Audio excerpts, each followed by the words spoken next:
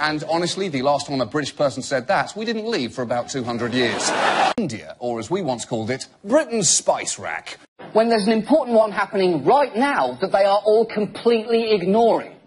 The world's biggest election is underway in India. It's the biggest election on the planet. 814 million voters eligible to vote. Yeah, the biggest election in human history is taking place in India right now. Nearly 1/5 of the world's working-age population lives there. It has a direct economic impact on America, and yet this is the most substantive conversation about it that we could find.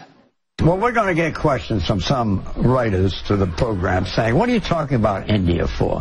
What does that have to do with the United States? 850 million voters. Right. Why should that concern us? They're not even in our hemisphere.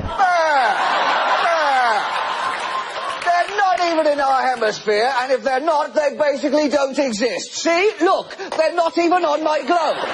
They're not on my globe. Show me where they are. You can't, can you, boy? But look,